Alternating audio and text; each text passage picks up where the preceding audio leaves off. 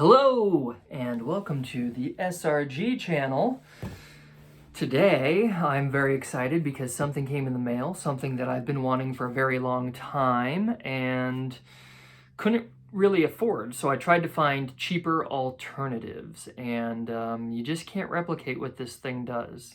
But what's funny is it replicates something else. But without building it the way that it's built, you can't replicate it. You can't put it in a small pedal. It can't be a digital effect. It can't be a small circuit board that's trying to replicate that sound that it creates. It's just not possible, not the same way. This is an authentic sound that is only achieved one way. But before we get to that, I wanted to thank someone that's I am a friend of their family, and do some work for them on the side occasionally. They got me something for my birthday from Information Redacted, from Joe Bonamassa's official store. So very cool. The first thing is a Joe Bonamassa guitar slide. This guitar slide's really cool. It's like this pewter metal looking, but very glassy and smooth, has Joe Bonamassa's signature on it. I really need to learn how to play slide. Something I just learned today, as a matter of fact, about slide guitar is that you're supposed to tune to open tuning. All the guitarists out there watching this are like, yeah, idiot, duh. I've been playing guitar since I was 12. I am now 36. I just turned 36. My problem was I never took lessons. I was self-taught, and I hit many walls in my journey of being a guitarist. Many plateaus, and those plateaus led to discouragement and years of not playing in between. So there's large gaps where I didn't play for years. And occasionally I would just pick up a guitar and strum a few chords, or maybe look up a guitar tab of a popular song at the time and try to learn the hook. And I continued to call myself a guitarist. Oh, I play guitar. And the truth is now I'm old enough to be humble and not have any kind of ego or pride getting in my way. I know that I'm not a good guitarist. I am currently trying to learn through many books, Hal Leonard books for all the guitarists out there, or musicians in general. And I'm also considering taking lessons again. I say again because I took like 3 lessons once, enough to learn a few chords to strum along with, like D, A, and E. And while you can make many songs with those 3 chords, and many people have made plenty of hit songs with those guitar chords, like What I Like About You, and R-O-C-K in the USA, the list goes on. That's about what I learned, and from there I taught myself how to learn guitar tabs because the internet was now a thing, and we had a computer in my home with 56K dial-up internet, and I was able to kind of venture out on my own venture. That's going to come in relevant soon, but my guitar education is lacking, and therefore my skill is lacking. So I didn't know you got to tune to open tuning if you want to play some good slide.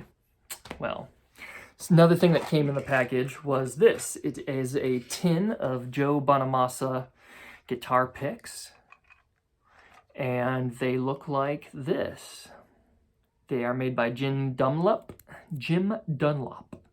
and they say Joe Bonamassa. What's cool about these, they're really nice and small, and they have a good feel to them. Nice thickness, good feel. I haven't tried them out yet, but it feels like you could attack the string really well with this. In comparison to a normal pick, we'll just put them side by side here. You can see the difference. What I like though is that this raised lettering, try to see here, it kind of has a texture to it, so your fingers naturally just hold on to it. Whereas this, I mean, look at this. This is just smooth, and sometimes the pick slips around in your fingers. So I'm excited to give these a whirl. It also came with some Joe Bonamassa stickers, which is exciting. See here. What's this say? This says Bonamassa, all play, no work. And just a picture of the man himself with a 2-neck guitar. Looks like maybe a 12 and a 6-string guitar. I don't know, but very cool. Maybe 2 guitars, tuned differently. Besides that, let's get back to the main point of this video. I do want to say thank you, Peter, for all that cool birthday stuff you got me. I'm gonna learn how to use it, I promise. I got a box from Surfy Industries. If you know Surfy Industries, there's only one thing that could be in this box. One thing. It is the SurfyBear Metal. I say metal because they have the SurfyBear Classic or Original, I can't remember. And it is a wood chassis that is Tolex covered, made to look like the original 1960s Fender vacuum tube driven reverb units. And that's all this is. This is made to be a reverb unit, but without using vacuum tubes. It does the thing that those 1960s reverb units did, and that many people have tried other ways of replicating and just can't do it. Just can't do it. And you'll see when I demo this for you, you'll see what it does. Now, it's a big spring tank. You see these long springs here. The signal goes in, it goes through that spring tank, and you put enough power through it, it does this thing, this special thing that all surf guitarists talk about, this mythical thing. Drip. After the note that you play, there's this drip. And that is what every surf guitarist wants. And that is why this is the king of drip. It is the only thing to faithfully recreate that 1960s Fender Reverb unit sound. And I'm going to put a picture right here of what one of those 1960s Fender Reverb units looked like. It was a big unit with a handle on top. And since it was tube driven, it was a lot, you know, there's the spring tank like this, but it was a lot taller because you had all these tubes powering it. Now, thanks to modern technology, we have transistors and we can power this thing. So let's talk about reverb for a second and what makes a spring reverb so special, other than what I just told you. The signal goes in, creates that reverberated effect. The more you crank it, the more it does this little drip sound at the end. You probably heard it, you just don't know what it is. It was made popular by people like Dick Dale, king of the surf guitar. So if you've heard the song, it's in Quentin Tarantino's Pulp Fiction, Miserlou. You've heard reverb. Other than that, it was also used famously by the Ventures, who are synonymous with surf rock music and guitar music. Told you, Venture, that was going to come into play. There it is. Ha, ha, ha. So the Ventures, you've probably heard their song Walk Don't Run, which was actually something that they covered. It was a Chet Atkins tune, and they, what they call, venturized it. And it became one of the most famous songs ever. That it's synonymous with surf. When you think of surf, you hear that tune, and I'll play it for you later. Don't you worry. Now that I have a SurfyBear Metal reverb tank, oh, you're gonna get some Walk Don't Run. Also, and this one is a funny story, the Challengers, another very famous surf band. The Challengers used reverb, but here's something about the Challengers that I found out. Back in the 60s, that sound that Dick Dale made famous, he was good friends with Leo Fender, and Leo Fender was making all this new awesome stuff, and he wanted this sound, like the sound, apparently surfers claim that it's the sound of when you're in a pipe and you're surfing through it. There's this echoey reverb thing happening inside there. But people wanted it. Some people didn't want it. Some people were playing that kind of instrumental guitar music, and they're like, we've been doing this with no reverb. Why do we need reverb all of a sudden? And other people were like, no, this is going to be the sound, man. This is going to be the sound. So let me tell you about the Challengers. The Challengers were an instrumental surf rock band started in Los Angeles in late 1962. But they formed out of a band called the Bel-Airs. And the Bel-Airs, well, the Bel-Airs broke up because of reverb, because of that tank, because of this and the sound it creates. The Bel-Airs broke up. So let me tell you the story. The Challengers, the band, were formed out of a pioneer surf band called the Bel-Airs. And the Bel-Airs were still in high school at the time, but they scored a hit with an instrumental song called Mr. Moto.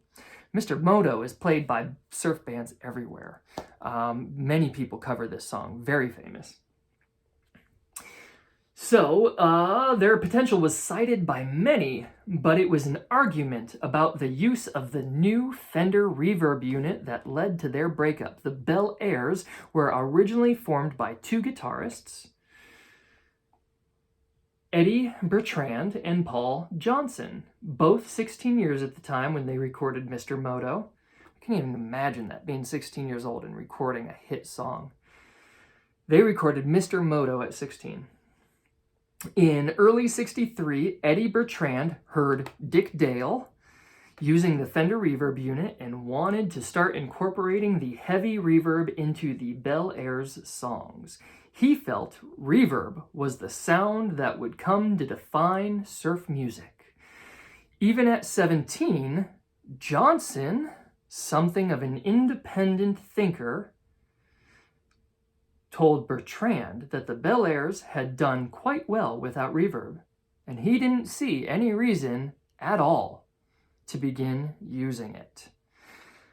The argument escalated until Bertrand left the band, which broke up for good shortly after, and this story was confirmed by Johnson in notes that he contributed to the Bel-Airs reunion album in 1986.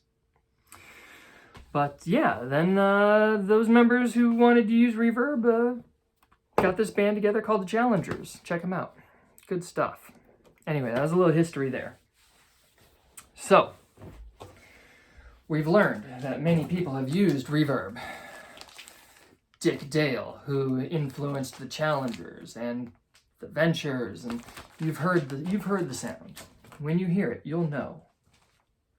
But there's also something that I found out about the Beatles. When reverb was becoming a popular sound, the Beatles apparently in a studio recording wanted to use reverb, but apparently studio recording companies were kind of dictators, at least in England at the time. And like they had to ask permission to use reverb, and they're like, you're not getting reverb. And he's like, if I want some reverb, I'm getting some reverb. They wouldn't let him have reverb. So I don't know what happened if he did get to use the reverb. I believe this was George Harrison. Might have been John Lennon, but I think it was George. Anyway, they wanted reverb. They couldn't get reverb. They fought for reverb. I have no closure for this story. That's all I heard. So I gotta get closure. Anyway, this is the SurfyBear Reverb. Let's give it a listen. I'm going to be playing through my Fender Vaporizer. It is two 10-inch speakers. There is a reverb tank already in here, and it has some powerful reverb, but it's not SurfyBear 1960s Fender reverb unit reverb. I'll do a whole video about this because it's a very interesting piece of equipment with a little interesting story. I'll do a separate video another time, but we're going to plug the SurfyBear into this.